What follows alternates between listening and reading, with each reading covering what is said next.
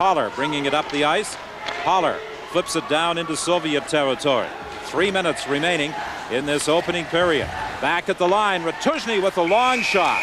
And Tkachenko grabs it and hangs on for a faceoff. The Canadian team pressuring the Soviets. Ricci knocked down by Shamnov.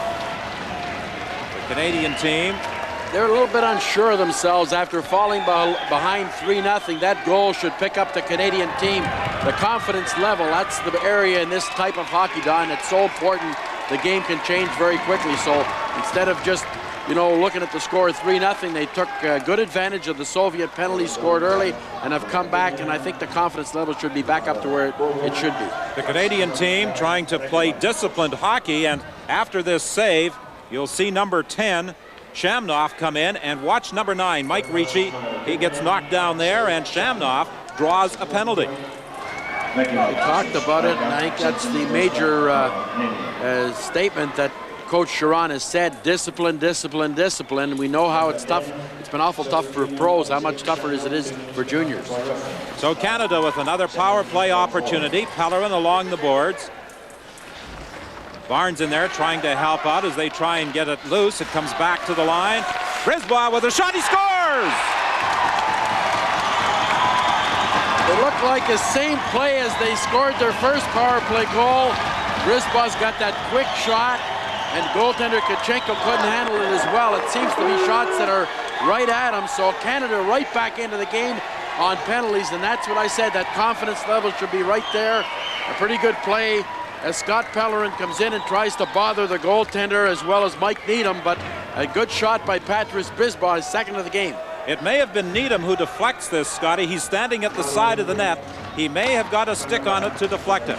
They have awarded the goal to Brisbois from Barnes and Pellerin, but it may be changed. Needham at the side of the net may have changed the direction of that shot. But all of a sudden, Canada is right back in the game. That's right. Pellerin and Needham both at the net to bother the Soviet goaltender and defenseman. Brisbois with a good shot for the point. Manderville steals it. Manderville dumps it in. He had to wait for Lindros to get back on side. There is no such thing as the touch-up rule in international hockey. Here's Manderville taking a weak shot that goes wide. The puck behind the Soviet net, and 4 players go down as Lindros and Rice use their body to advantage. Here's Bure going in. Saved by Facette. The Soviets broke out quickly with that lead pass to Bure, and he went in alone, but Facette made a big save. Bure took it right out of the air. Manderville couldn't believe that he was able to get the puck and knock it down and get the good scoring chance.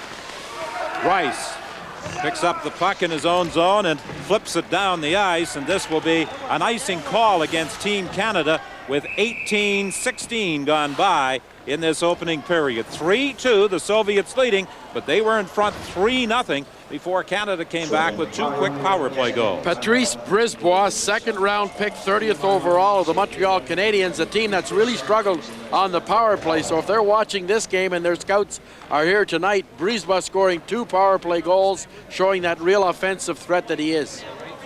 Face off to the right of Stéphane Facette, and what a big save he just came up with off Pavel Bure. That would have really taken Canada down a notch after coming back. There's a lot more emotion now that it's 3-2 and Bure 15 seconds later.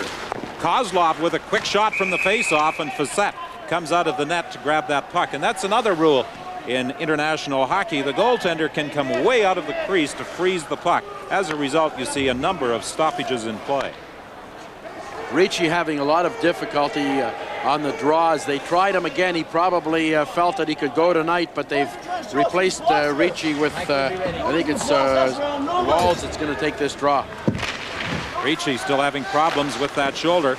Tertishny with a shot from the face-off. Facette unable to grab it. The puck loose. The Soviets with the wraparound attempt, and that puck lay right in the crease before Malgunas got a stick on it and fired it down the ice. Ricci intercepts the pass, had to wait for his teammates to get on side, apparently didn't wait long enough. 18:40 has gone by in this opening period. The face-off just outside the Soviet line. Finland had an excellent game on the face-offs. The loss of Ricci, they've tried most of their other players Walls lost the draw. It resulted in a pretty good scoring chance. The referee from United States making a few more calls than we maybe expected in this game than we had last night. Back after it goes Godinuk. Canada forechecking now, trying to force a turnover in the Soviet zone. Martinuk, long lead pass, and it was broken up by Brisbaugh. The Soviets like to hit that man flying down the wing with the lead pass, and that one was deflected away from Kudashov. Well, you don't want to get burned, but Brisbaugh was up in the neutral zone. You want your defense as close as you can to your forwards, and so much ice to cover. Although we may point out, Don, it is a big ice surface, but it's the same length as we have in North America, 200 feet. There is a difference, of course, from the goal line back. It's 13 feet, but Brisbaugh staying up, and those long passes, if you pick them off, you might get some scoring chances. Plavsic fires it across to his defensive partner, Brisbois. Martinuk back into his own zone.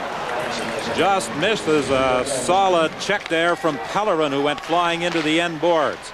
The puck loose now at the line. Needham fires it in, but Pellerin was offside. Well, those two goals, those two quick goals, have really picked up the Canadian team. You can see they were very tentative as they fell behind 3-0, but now they're really trying to get in to do some forechecking. Pellerin really in solid, just missed that defenseman. That would have been a tremendous check.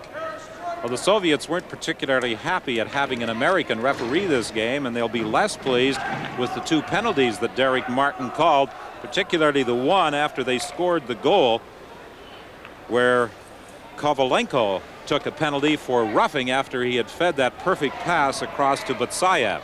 Also encouraging from Canada's standpoint, now 6 power play goals out of their 27. So you're not going to win these tournaments without the power play being functional. That's always a concern, Dom, when you take players from all over, but their power play has been effective. 43 seconds remaining in the period. They will face off again, just this time inside the line.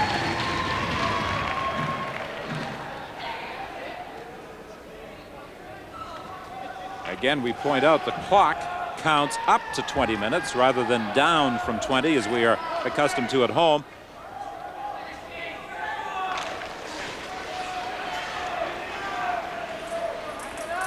Canada with control. Draper for Walls. He deflects it down into the Soviet zone. Pellerin racing in after it. Couldn't get to it. Picked up along the boards by the Soviets. They dump it out. Craig back for Canada. He fires it in. Nemesnikov checked by Walls. Craig gets it in the corner trying to move out front. He's checked, and the Soviets break out. Kovalenko in across the line. Kovalenko centering at Nemesnikov. The defenseman had raced in, couldn't quite reach it. Back to the line. Yushkevich took a shot, blocked by Canada just as the horn sounds to end the period. So the Canadian team comes back late in the period with 2 power play goals, and it's a 3-2 Soviet lead after 20 minutes of play. Now let's join Brian Williams. All right, Don, coming up at our first intermission, we'll talk live with Canadian captain Dave Shazowski. Also be talking with the editor. Period.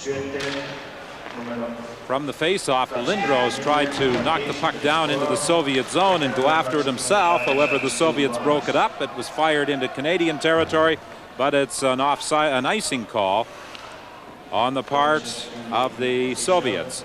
In that first period, the scoring for the Soviets: Oksuda from Kozlov on a power play at 11:09, then Kudashov at 14:23, and just over a minute later, Butsayev made it 3-0. But Canada on 2 power play goals, less than a minute apart. Brisbaugh credited with both of them. Actually, now they have just changed that second goal, as we suspected. They have just announced that it was Mike Needham at the side of the net who deflected it on the shot from Brisbaugh. So it is Needham credited with that goal, and Brisbaugh will certainly draw the assist. Manderville and Bourret have something going, although they have thrown the Canadian centerman out of the face-off, Lindros, but he and Bourret really took each other out before the face-off. Manderville against Kovalenko. Manderville ties his man up. Lindros tried to dig out that puck, but the Soviets got to it first. It's fired down the ice, right out in front of the net. The quick shot as the Canadian player Rice was unable to pick it up. And the Soviets almost got to that loose puck in front of the net. You have to look behind you. The ice is so big, and we saw the quickness and speed there as the Soviet player was able to outskate the Canadian, but he should have been looking around. It was Rice. Here's Zubov with a shot from the point right on, and Facette comes up with another save as Lindros brings it down the ice. A long shot, glove save by Kachenko, but did Lindros ever whistle that one from just inside the blue line?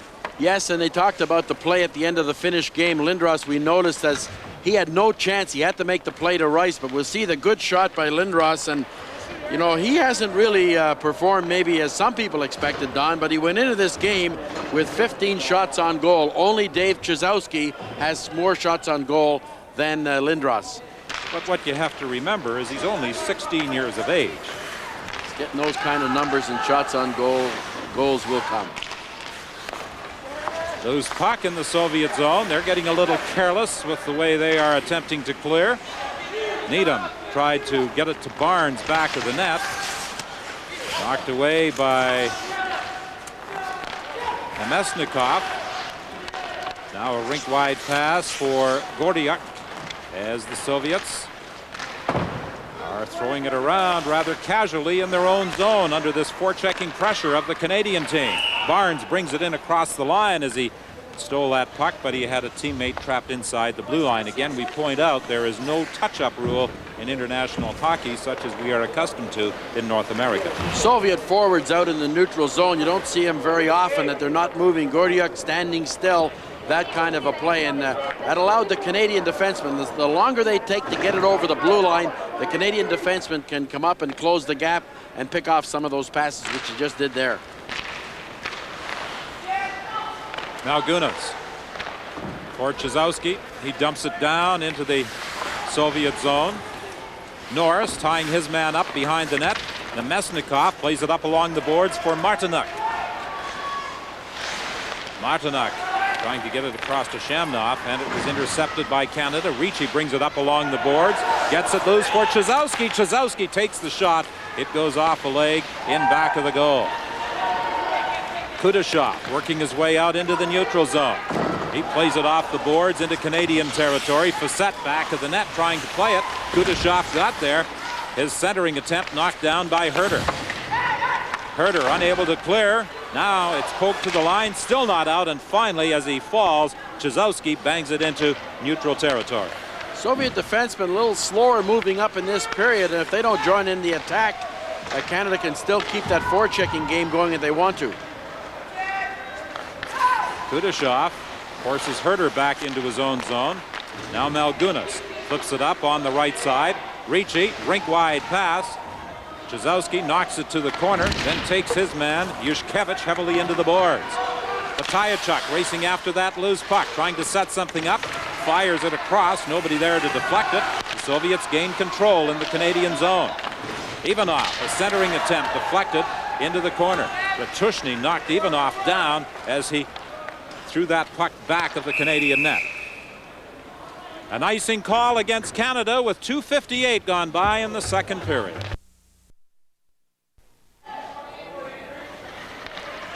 Chris Draper moves into the face-off circle against Kaminsky of the Soviet Union to the left of Stefan Facette. Draper gets the draw to Walls. Walls dumps it out. Zubov to Ivanov. Knocked down in front of the goal. Ratushny plays it over to the other side to Holler. He shovels it ahead to Walls. Walls chasing after the puck as it goes loose in the Soviet zone. Picked up by Draper. Draper in front of the net. Walls was tied up, couldn't get a shot away. Godinuk brings it out ahead to Ivanov. Too far for him. And it's played around the boards by Brisbois. Canada unable to clear. The puck loose in the Canadian zone. And finally it is brought out by Holler, knocked off his stick, but then he hammers it down the ice. And this will be an icing call against Canada. That's the area, though. Mike Craig about 5 feet inside the blue line. You want to make sure that puck gets over the blue line. The Soviets are very quick on those turnovers, and they always have players, Don, that are loafing coming back. So, you know, in front of the Canadian goal, they don't really concern themselves to get everybody back as long as they have one back with the two defensemen and the other two kind of circle and float around. No turnovers inside the blue line, though, if you're Canada. Many of the spectators at the game are bantam age players from Canada who have been participating in the Finnair Cup, won by the AAA team from London. They defeated IFK by a score of 5-1. Here's Rice in across the line. He is stopped. Manderville will try it. Manderville with that shot right on. The big rebound bounces out front and is dumped down the ice by the Soviets. Plavsic coming out from behind his own net, tried to hit Rice in the center ice area. It was broken up by Batsayev, but managed to loose puck, and he flips it down into Soviet territory. Karpatsev being checked. Lindros tried to get it out front, broken up by the Soviets, and here they come on a 2-on-1, a crossing pattern, a drop pass for Batsayev. He couldn't get a shot away, but Kovalenko manages to keep it in.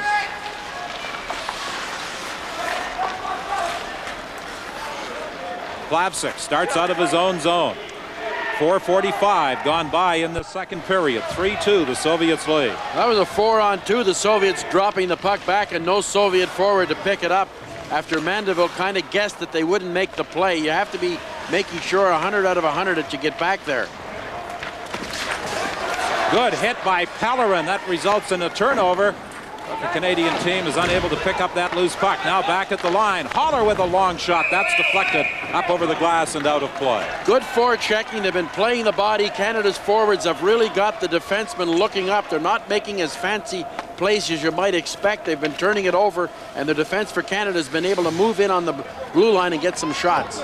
Scott Pellerin, who came up with that big hit in the Soviet zone, a native of Shediac, New Brunswick, who plays for the Maine Black Bears, and he'll be joining his university team immediately after this tournament in Anchorage, Alaska, where they are playing a collegiate tournament. So he has a lot of traveling ahead of him over the next few days.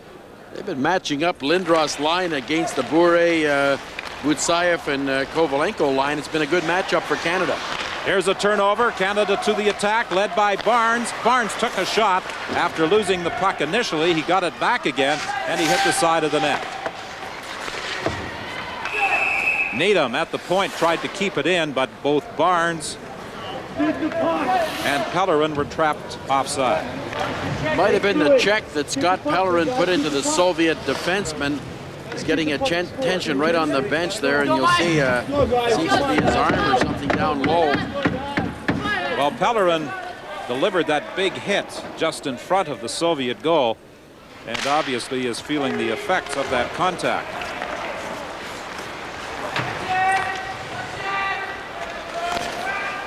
Ratushny back in his own zone, plays it around the boards to Holler, ahead to Barnes. He's out there with Needham and Draper. Barnes attempted to hit Draper with that pass, but it hit a broken stick that is laying in the neutral zone. Now the Soviets steal. Oksuda was going for the net as that rink in Turku brings back some fond memories for Canadians who were here at the '85 World Junior Championships. It was there that Canada blanked the Soviet Union by a score of 5-0. And one of the big plays in that game was a tremendous body check by Wendell Clark, now of the Toronto Maple Leafs, on Tatarinov, the big star at the time of the Soviet junior squad. Well, they've been really trying to get at Bure as much as they can, and if give the edge to Canada in the physical department, and not a lot of foolish penalties so far. Shamnov keeps it in. Kudashov works to the corner. Centering attempt. The puck is loose, and the puck slides to the goal mouth as Kudashov took a one-handed swipe at it, but Stefan Facette was able to dive on it and hang on. Dr. Rudy Gittins looking at the injured Scott Pellerin. It looks like it's a Charlie horse. They seem to be applying something to the Charlie horse area, and they, trying to really keep the pressure on it rather than have it, really start to swell. And that's Rudy Gittins supervising that. Initially, from the picture we saw, it looked as though they were working on his arm, but that arm is just hanging loose down by his leg as they work on that tape job up in the upper portion of the leg. And as you said, it could very well be a Charlie horse. There's a delay in play with some ice problems in front of the Canadian net. But it's a good strategy by Facette against a team like the Soviets that like to move it around, get stoppages of play, work on your face-offs. We saw yesterday he knocked the net off 3 times. We don't say it's intentional, but it's pretty easy to back into it. So on key, there's a lot of strategy that's different in this type of hockey than we see in North America, especially with the goaltender being able to stop play if your team's in difficulty. Well, we think that the nets come loose far too easily in the National Hockey League with magnets. Here they have nothing anchoring the net, just a hole in the ice.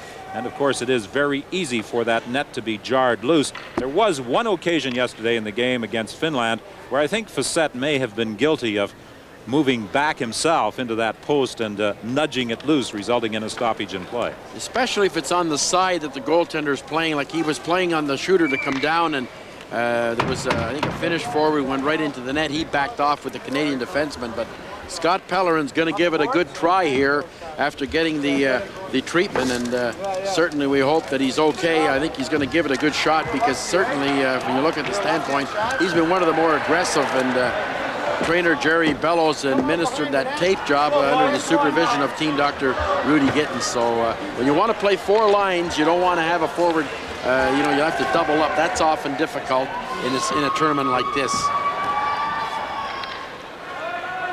Chris Draper preparing to He probably has as many off. options as any Canadian forward because he's going to high school in Calgary with the Olympic Canadian National Program. He could go next year to U.S. college. He could go major, junior.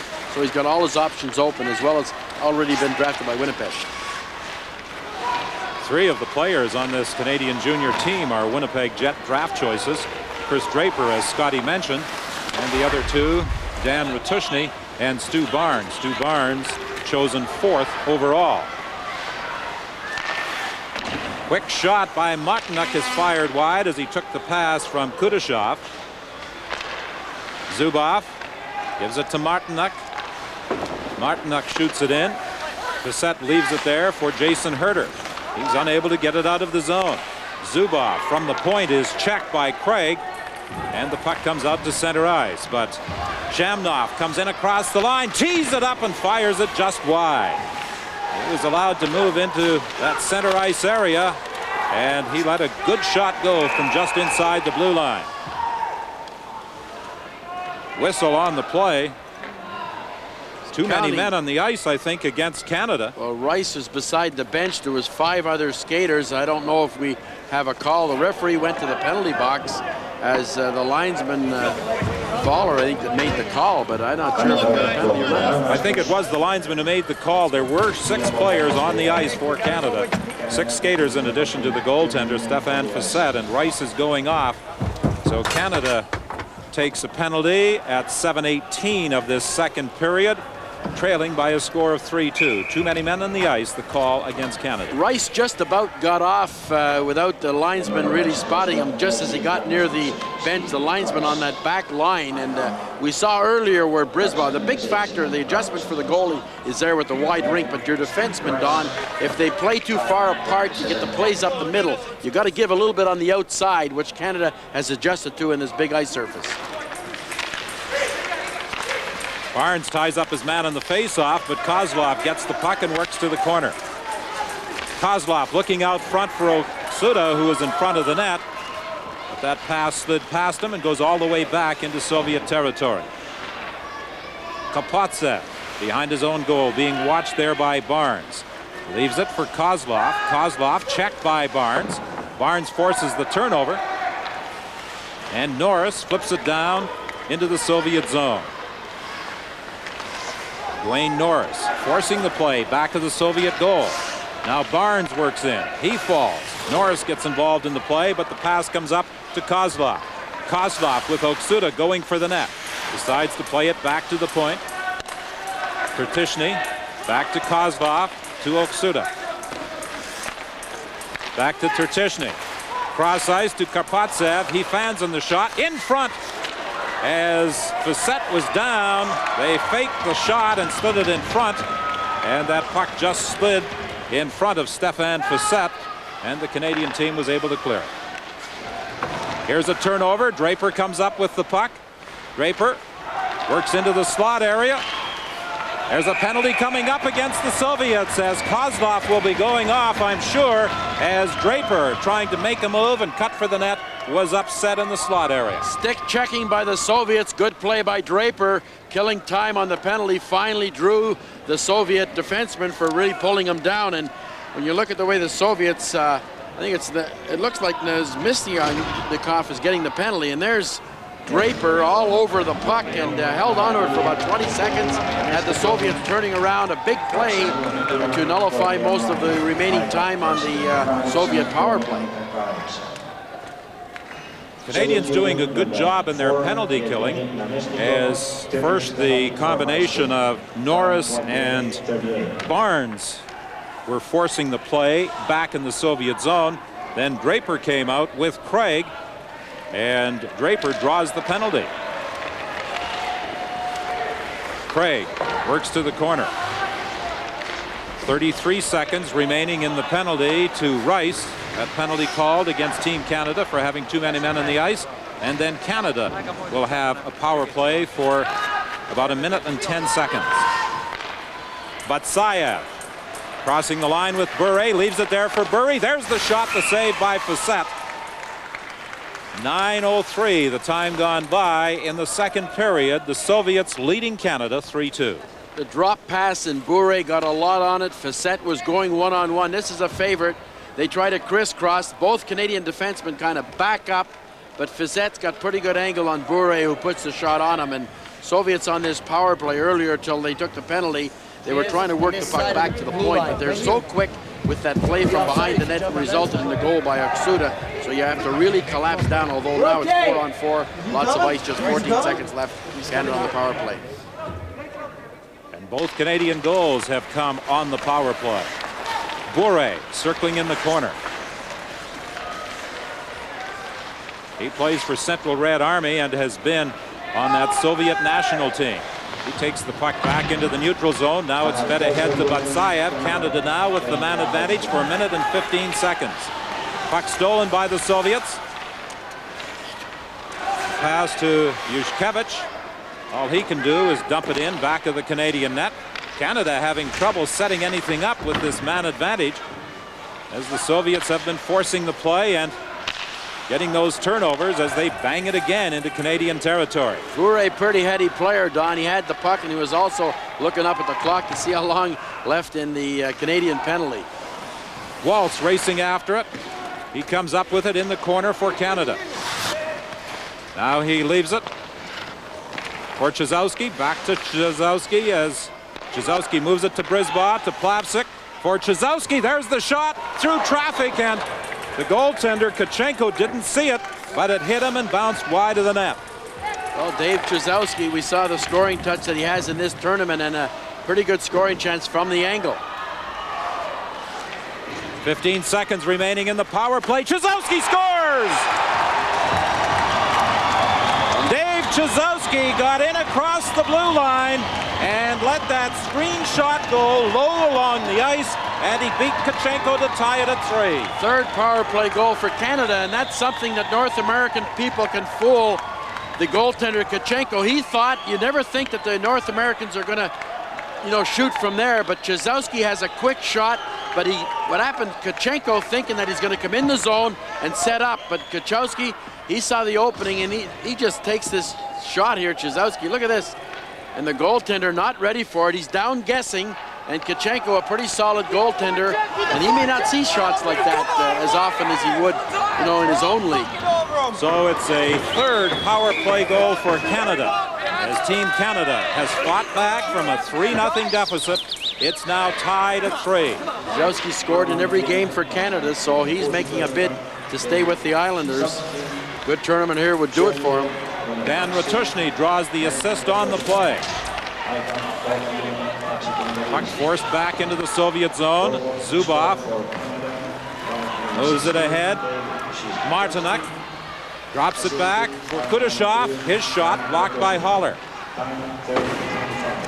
Behind the Canadian goal, Ratushny moves it up on the left side to Manderville. Manderville, rink-wide pass for Rice. He couldn't pick it up. It slides to the Soviet goal, and Kachenko hangs on for a face-off. We have played 11-2 of the second period. Face-off to the left of Kachenko. Barnes is out there with knee.